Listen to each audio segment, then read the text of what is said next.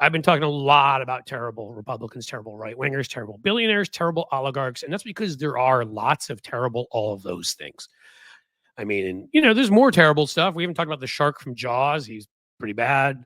Who's the bad guy in the movie Highlander who does the voice on SpongeBob SquarePants? That dude. We haven't talked about him. He's from Ohio, by the way, and I can't think of his name.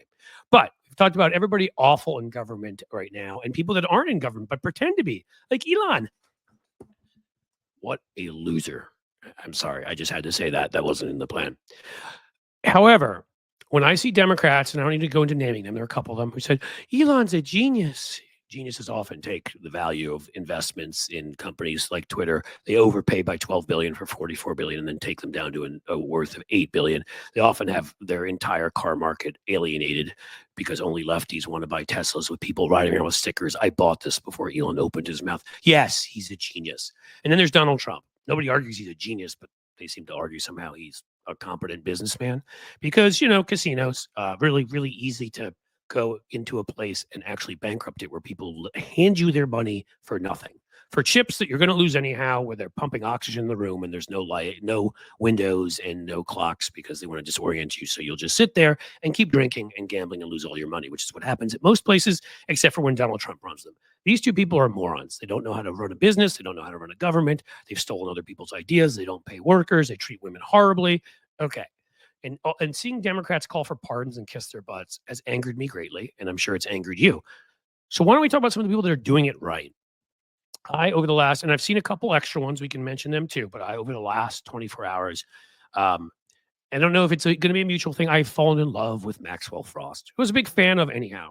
Gen Z, again, we got to get to a point where we're giving it to people, giving power over to those born in the middle of Gen X like me, who aren't even early Xers, who are hitting their 50s. All right. How old is Frost? Early 30s? I mean, absolutely somebody who should have a more powerful position. And we talked about AOC the other day. Should be running a committee, and she should be out there because she's one of our most talented communicators. Young, talented communicators. Chris Murphy, he may be a little older than that, but I think he's in his 40s. He's one of those too. We're going to read you some stuff that Chris had to say and Maxwell had to say because they're doing what Democrats should be doing. You see, you get called an opposition party because you oppose. It's in the word. Oppose is in the word opposition. I don't know if you knew that. So if you just say nice things about the guy who did all the stuff on January 6th, who's still the same traitorous, treasonous, woman-hating convict, as they reaffirmed yesterday or day before in New York, and a million other things, horrible to workers, didn't pay them, and hangs around all day with oligarchs and is a monopolistic fool. He's replacing Biden's guy, by the way, who was taking apart monopolies. We did one of the best jobs in that too, and you never heard about it under Biden. We're not going to do that under Bush. Yeah. We didn't under Bush, by the way. He was terrible at that too, which is what I was thinking. We're not going to Trump. He's going to push monopolies like crazy. All right. And they destroy us in the very many ways I pointed out, from consumers to environment to workers, because they have no competition. Well, let me get to the fun part of the show where I read you what these awesome guys have said. So Chris Murphy went on MSNBC, and I'm going to read this in order because I'm going to make sure I get it right. But he was very clear about the Democrats are not acting like an opposition party.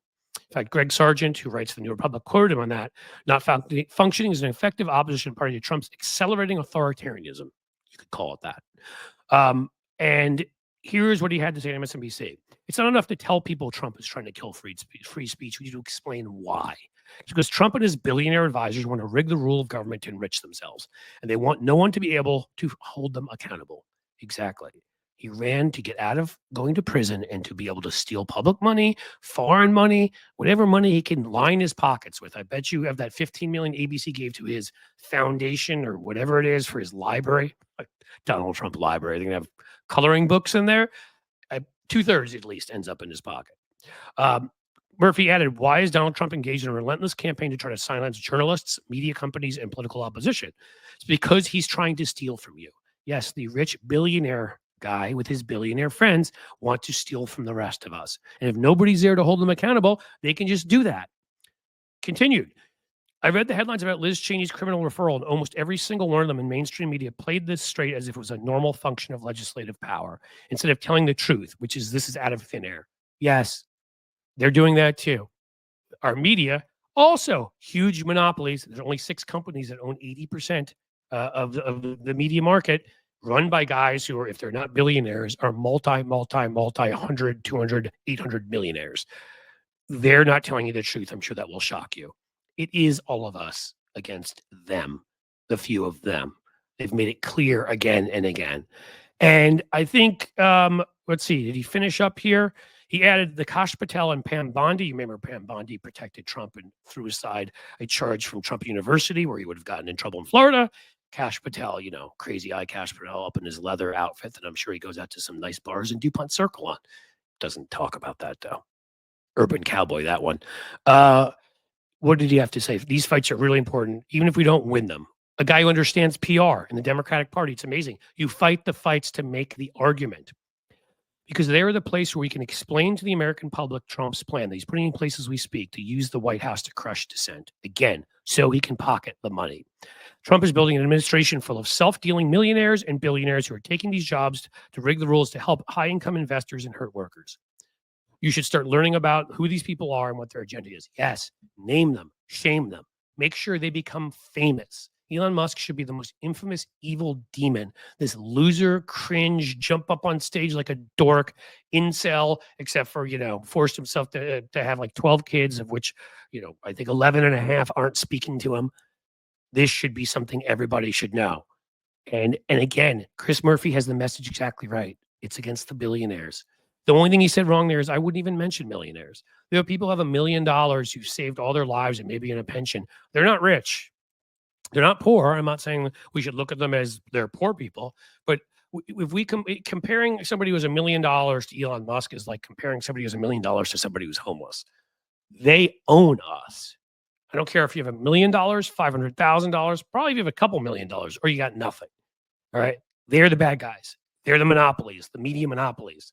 So that's what Chris Murphy had to say. Brilliant. Please, Chuck Schumer, Dick Durbin, like some of the other people that are sort of reaching that level of gerontocracy where we're like, hey, what do the actuarial charts actually say? Don't you want to spend some years with your grandkids? Leave the Senate because you refuse to do your jobs. Let Chris Murphy take it over. Maybe Brian Schatz with him, Tammy Duckworth, the fighters.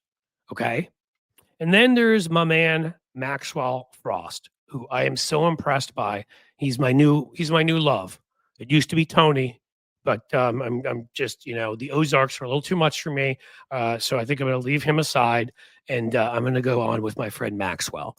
Listen to this just string of tweets, blue skies, whatever they are.